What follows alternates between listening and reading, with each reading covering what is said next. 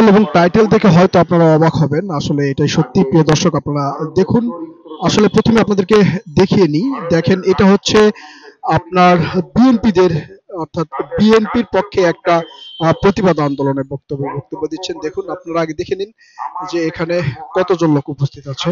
এখান থেকে যদি শুরু করে আপনারা দেখেন এই পর্যন্ত দেখছেন প্রিয় দর্শক আপনারা। তারপরে আমি আপনাদেরকে দেখাই, একটু দূর থেকে যদি দেখানোর চেষ্টা করি, একটু সাইড থেকে আপনাদের দেখানোর চেষ্টা করি। আগে আপনারা দেখেন প্রিয় দর্শক, আপনাদের দেখানোর চেষ্টা করছি।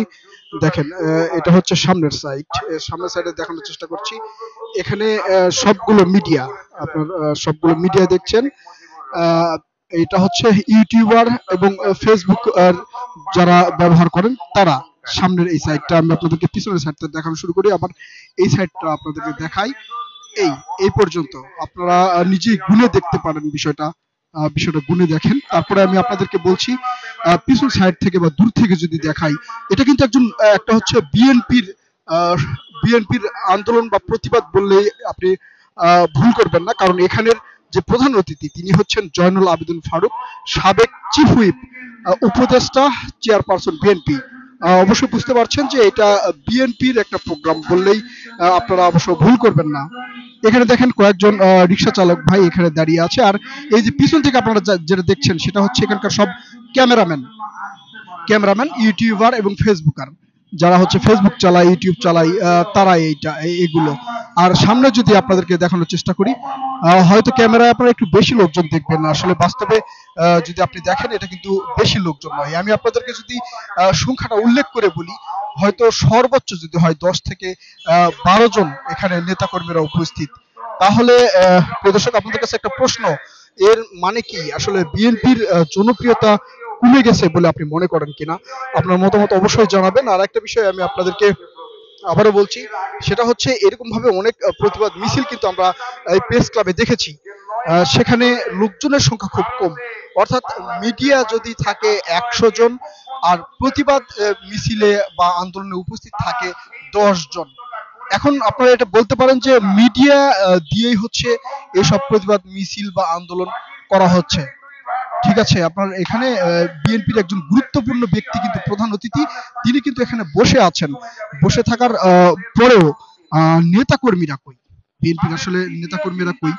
প্রিয় দর্শক, আপনারা অবশ্যই বিষয়টা বুঝতে পারছেন যে কার জনপ্রিয়তা কোন জায়গায় আছেন। আমি আপনাদের আবারও দেখানোর চেষ্টা করছি, শুধু কেউ ভুল বুঝবেন না, এগুলো হচ্ছে ইউটিউবার, ফেসবুক, আর এটা হচ্ছে ক্যামেরাগুলো। দেখেন, এগুলো সবগুলো ক্যামেরা।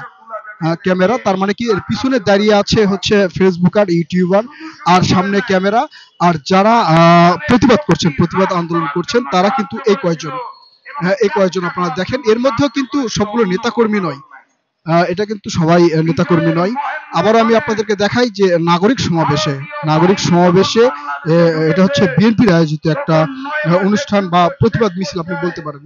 তাহলে কি প্রিয় দর্শক, আপনাদেরকে আমরা এটা বলতে পারি যে এখানে বিএনপির যেই জনপ্রিয়তা সেটা একদম তলানিতে নেমেছে।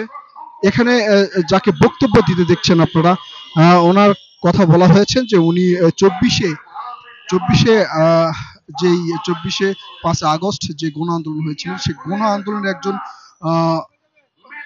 শ্রেষ্ঠতম, অর্থাৎ যারা বিশেষ ভূমিকা পালন করেছিল তাদের মধ্যে একজন উনি বক্তব্য দিচ্ছেন। আমি আপনাদেরকে সরাসরি দেখানোর চেষ্টা করছি। তাহলে প্রিয় দর্শক, আপনারা বুঝতে পারছেন যে আসলে এদের জনপ্রিয়তা কোথায় গেল। যেখানে আমরা দেখেছি যে যেমন তেমন যদি কোনো একটা প্রতিবাদ মিছিল বা আন্দোলন হয়েছে, সেখানে হাজার হাজার লোকজন উপস্থিত হয়েছে, এখান দিয়ে গাড়িটার যেতে পারেনি, কিন্তু সেই রাস্তা পুরোটা ফাঁকা দেখছেন। রিক্সা চালকেরা এখানে রিক্সা দাঁড়িয়ে বসে আছেন, তারা কথা শুনছেন। কিন্তু সবচেয়ে অবাক করা তথ্য, প্রিয় দর্শক, আপনাদেরকে আমরা বলি, এখানে যে এই প্রতিবাদ মিছিলে আসলে লোকজন কোথায়? তার মানে কি এখন এই রাজনীতিক যেগুলো কাহিনী, আমি যদি আপনাদের বলি, রাজনীতির যে বিষয়গুলো, এগুলো কি সাধারণ জনগণ ত্যাগ করেছে কিনা? প্রিয় দর্শক, আপনারা অবশ্যই আপনাদের মূল্যবান মতামত কমেন্ট করে জানাবেন। আমি আপনাদের সাথে আরেকটা বিষয় যুক্ত করতে চাই। আমরা কিন্তু এর আগেও দেখেছি যে এই যে ছাত্র সমন্বয়কেরা বা ছাত্র যারা জনতার ব্যানার নিয়ে এখানে উপস্থিত হয়, আসলে তাদের সাথে কিন্তু লোকজন থাকে না। ম্যাক্সিমামই হচ্ছে আপনি ইউটিউবার, ফেসবুকার, বা যারা হচ্ছে মিডিয়াতে সোশ্যাল মিডিয়াতে কাজ করে তারাই উপস্থিত থাকেন এখানে, তাদের সামনেই তারা বক্তব্য দেয়, কিন্তু কোনো নেতাকর্মী বা সাধারণ জনগণ যে তাদের কথা শুনবে সেটা কিন্তু আমরা দেখছি না প্রিয় দর্শক। আসলে আপনারা এটা আমাকে হয়তো ভুল বুঝবেন যে বিএনপির বিপক্ষে কথা বলছি বা এদের বিপক্ষে কথা বলছি।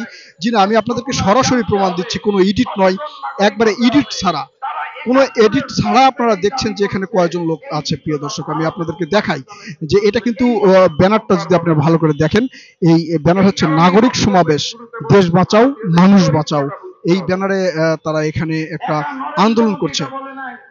ব্যানারে কিন্তু আন্দোলনের কথাই বলা হয়েছে, কিন্তু এখানে আপনারা আসলে প্রিয় দর্শক আমি আপনাদেরকে বলার ভাষা খুঁজে পাচ্ছি না যে এখানে লোকজন কোথায়, তার মানে কি এদের জনপ্রিয়তা কতটুকু পর্যন্ত আছে প্রিয় দর্শক, আপনারা অবশ্যই সেটা উল্লেখ করবেন।